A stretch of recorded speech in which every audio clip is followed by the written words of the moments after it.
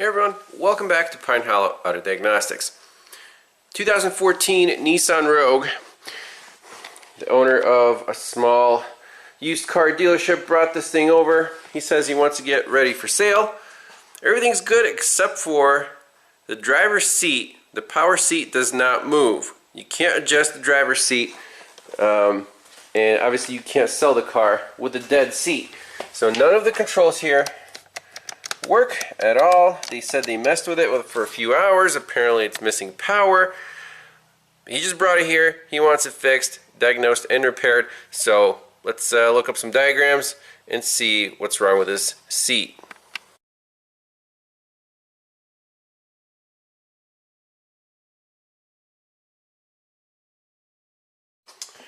Alright, so we got wiring diagrams, and first thing I noticed, just doing a visual inspection, guys, this is a pool of water in here. Look under the seat.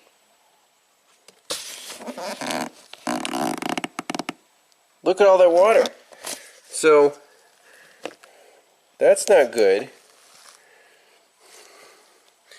Okay, well, that wire harness goes down through a pool of water. That's probably not good. The connectors I see right there, there's a bulk connector for the seat, and according to the diagrams, let's look at the OE, battery, fusible link, circuit breaker. This is the connector under the seat, and then it goes to the switch. So the computer's not involved. We don't need the scanner for this diagnosis. Let's unplug the bulk connector. We can send power and ground to the seat, bypass it so we can move it. I might want to take it off and see how bad the water intrusion is, because just taking the carpet back, everything's completely soaked. This is crazy. This is probably why this car went to the auction. So not too surprising that the seat is dead. Let's do a couple quick checks. Alright, so checking powers and grounds at this bulk connector. From battery positive, test light definitely lights up, so that is a good ground.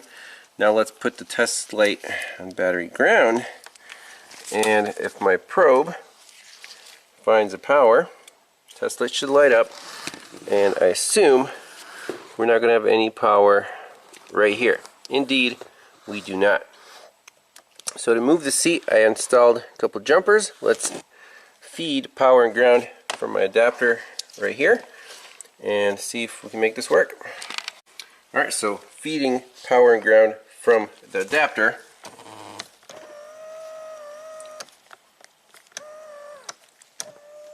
Everything seems to work. Perfect. I'm going to move it all the way back so we can access these bolts if we need to remove the seat. So now let's see why we're missing a power feed right here.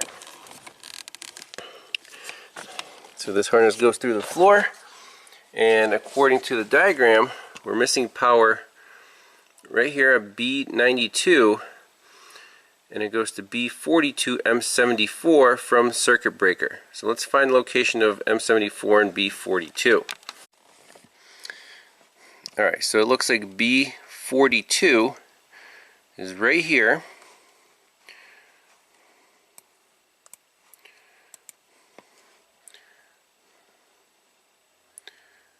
And then B92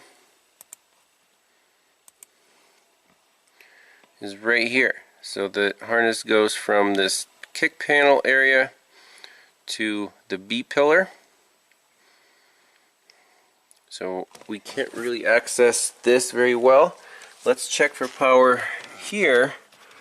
I'm going to try to find B42, and if you scroll down,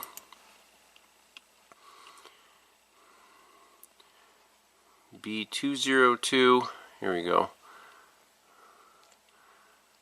B92, B42, wire to wire, white. Terminal 8 is going to be LAG,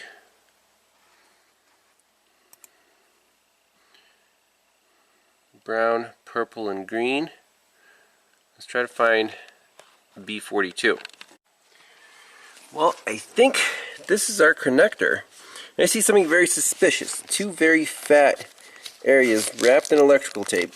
Here and here. I wonder if this is why the car went to the auction. Let's unwrap all this crap. The wiring colors do not match up, but I don't trust this connector. It could be a separate pigtail. And then I'm assuming the problem should be right here. We can test for power at pin 8, which is this white wire. Let's do that with our test light. So I'll unhook these. So let's do test light from battery ground. It finds a power, it should light up, and pin 8 is going to be right here. There's no power. That's this white wire. Let me just unwrap this, see what's going on. Alright, so here we have a whole bunch of electrical tape. Let me just unwrap one of these and see if there's solder behind there or what's going on. I mean, this is kind of crappy. So pin 8 is actually down here. It's a brown wire, so that matches up, and it should turn into a purple and green, but on the car it's a white and green. And LAG, I don't even know what LA is, but this wire, it does have power. Now on the back side of the connector, maybe I should detach it from the holder. There we go.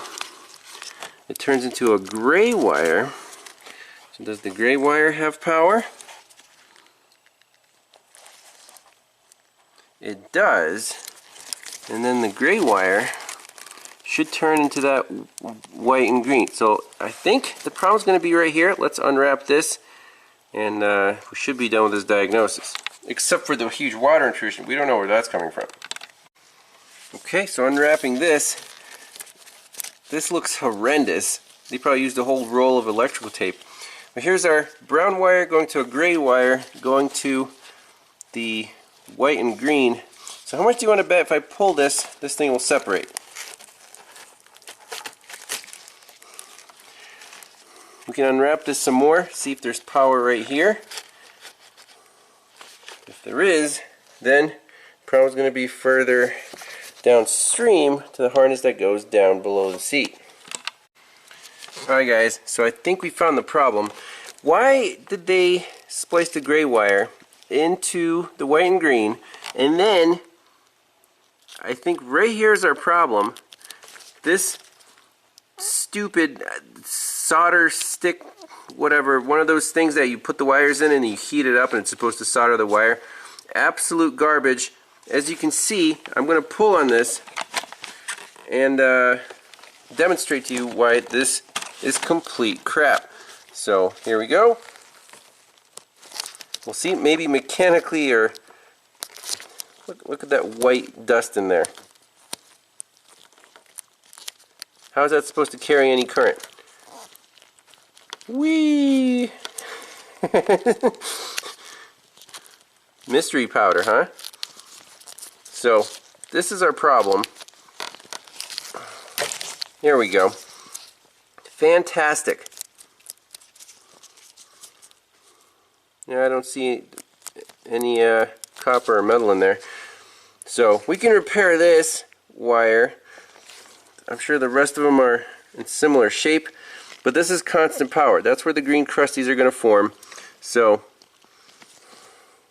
we can get the seat back online, then I'll ask them, you know, are you guys going to deal with this water intrusion problem yourselves? They can't guarantee it without fixing the water leak. Alright, so I just talked it over with the customer. He just wants me to fix this one wire, and then they will take care of the water leaks. So we're going to cut this right here. We're going to cut this right here. strip back both wires.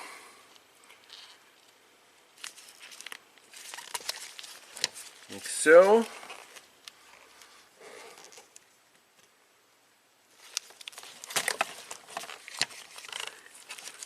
It definitely looks a bit powdery, but this wire isn't copper. It's looks like it's silver. That's the OE wiring.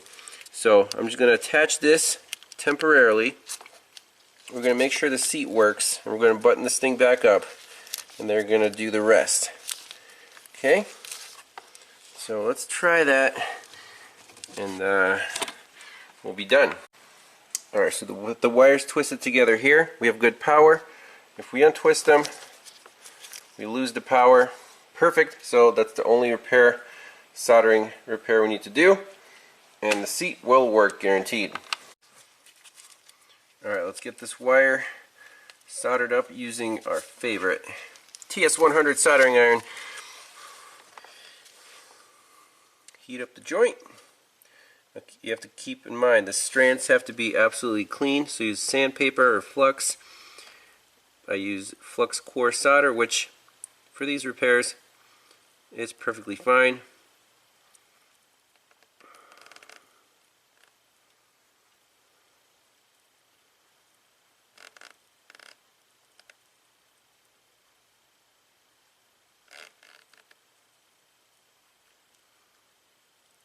Don't tell me this is like aluminum wiring or something.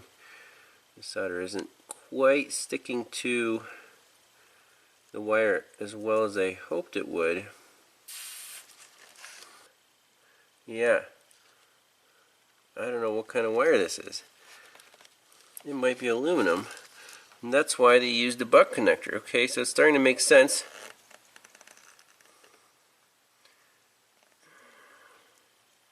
That kind of sucks. Nope, solder's not sticking to the OEM wire. Crazy.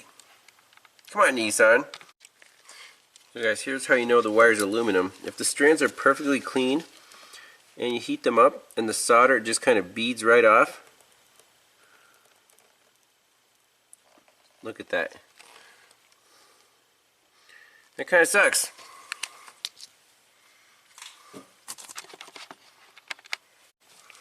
Well, it pains me to do this, but we have no choice. We have to crimp connector.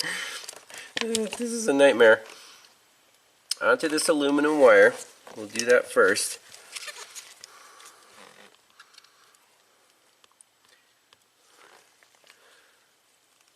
Right there. And then we'll crimp it onto. No shrink wrap required here. I'll crimp it onto here.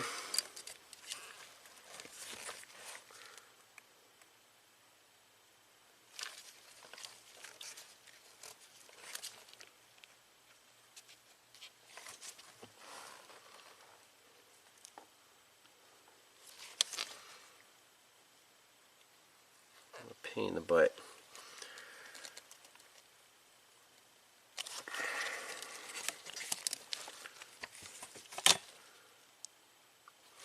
And then I guess we'll toast it on.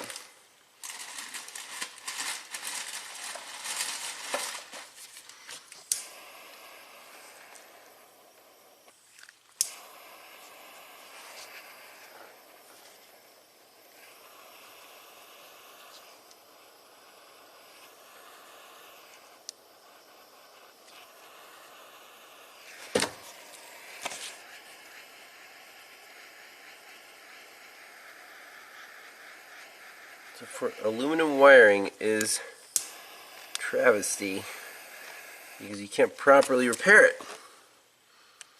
So I can guarantee that it does have that epoxy in it.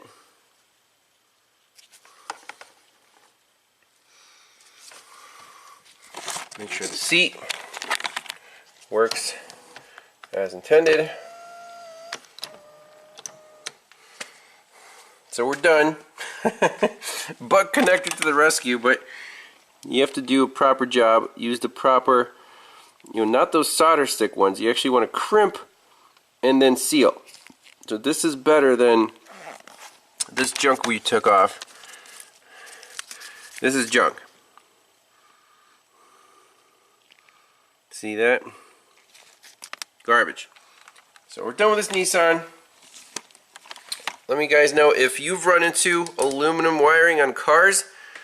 They're really cheaping out, I guess. I mean, is copper really that much more expensive? So that's a pain. If you have aluminum wiring, you can't do a soldering repair. That sucks. That's it. Thanks a lot for watching. We'll see you on the next one. Bye-bye.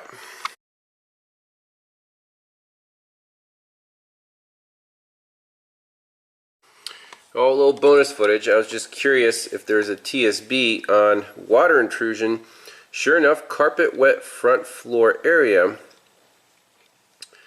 Carpet is wet on the driver's and or front passenger's floor. Sloshing type noise may be heard while driving. Fantastic. So, the wetness is not caused by the AC, the air conditioning system.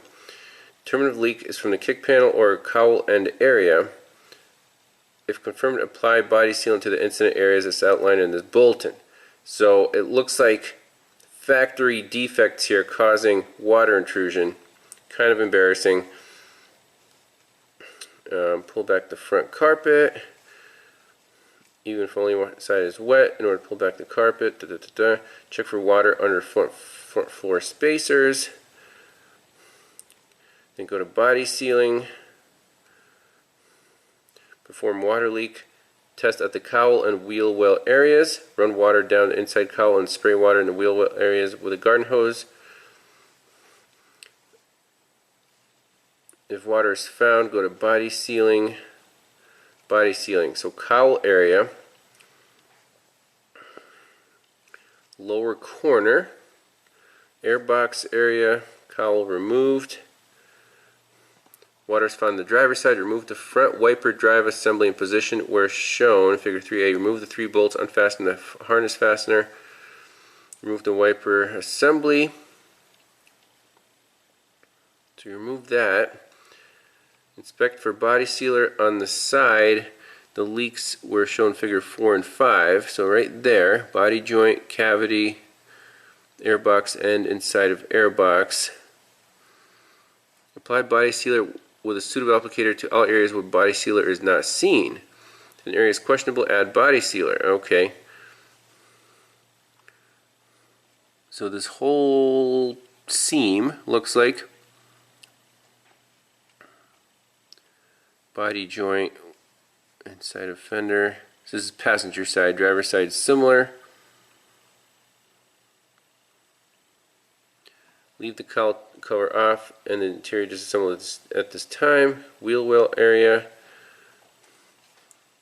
So there's the front fender protector.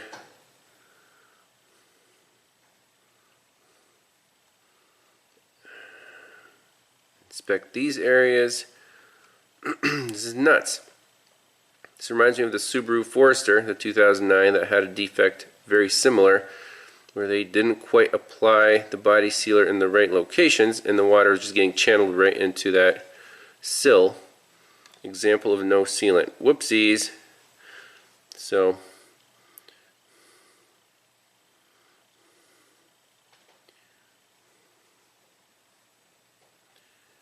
there you go.